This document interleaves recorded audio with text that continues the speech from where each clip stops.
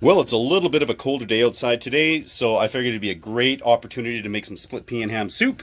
I'm going to make that using this smoked pork hock that I smoked up on my smoker a little while back, and I've just had it vacuum sealed and sitting in the freezer ever since. So my plan is to take this baby. I'm not even going to bother thawing it out. I'm just going to set it in a soup pot with some water and let it thaw and start to cook and break down that way. So let's see what that looks like. Look at that pork hock simmer. This is about a gallon and a half soup pot, just an aluminum pot that I love to use for making soups. And I stuck this in here, mostly covered it with water and set it at 2. And it's just doing its thing here. I'm probably going to give it at least 3 hours or so before I check on it again. At this point, we're just trying to break down a whole bunch of stuff, similarly to making just a broth. And so depending what that looks like, I might wind up adding some actual pork broth, bone broth that I made, or I might leave this as is. So let's see what it looks like in a bit. Now, normally I would have started with this step, but I was just in a real rush to get that pork hock simmering in that water. So what I have here is just some onions, carrots, garlic. If I had celery in the house, which I don't today, that would be in here as well. But I just sauteed these up just to kind of brown them up nicely. I'm going to add them in. So this has been almost 3.5 hours that this has been going. You can see a lot of that water is reduced. I'm just going to add these in here, provide a lot of flavor. I'm going to add more water just because I'll want that for the broth. And I'm going to let this stuff hang out for another hour or so before I add my peas. Well, we've been going for actually about 5 hours now, total time. At this point, I'm going to add my split peas. So I've got a pound of split peas here. There's a couple of liters or so of what is now essentially stock or broth in there at the moment. I've also got 2 large bay leaves. I'm just going to add this stuff in, and we're going to let these split peas hang out in here for an hour, just so they get nice and tender, and then we are on to the next step. Okay, it is time to deal with this meat. This pork hock is falling apart. It's definitely nice and cooked.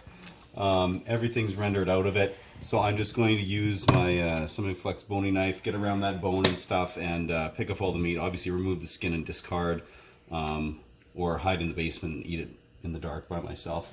But I will do that, and then we'll get the meat ready to go back in. All right, it is nearly moment of truth time. So I just pulled out the bay leaves, and now I'm going to use the immersion blender just to blitz up some of these veggies a little bit and some of the split peas, just so it's a little bit smoother, but it'll still be a little bit chunky. If you don't have an immersion blender, you could also use a hand mixer would probably work on the split peas, or you could use just a blender and just give it a really, really light blitz out there, because you don't want to get rid of all of the chunks. Just a little bit.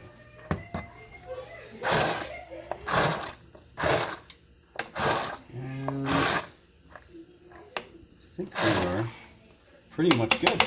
Awesome. So now in goes the meat.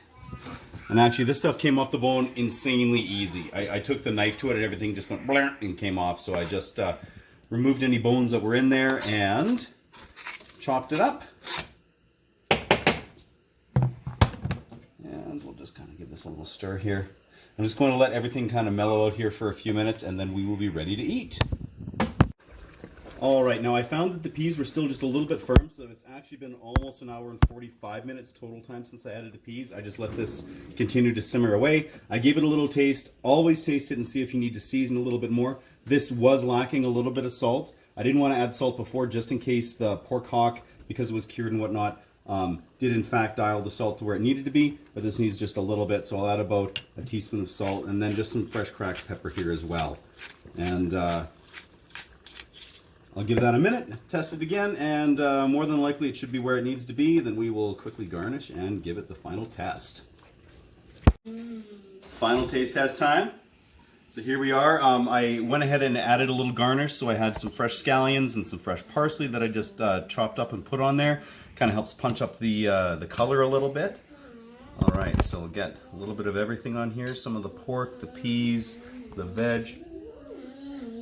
Try not to burn my tongue.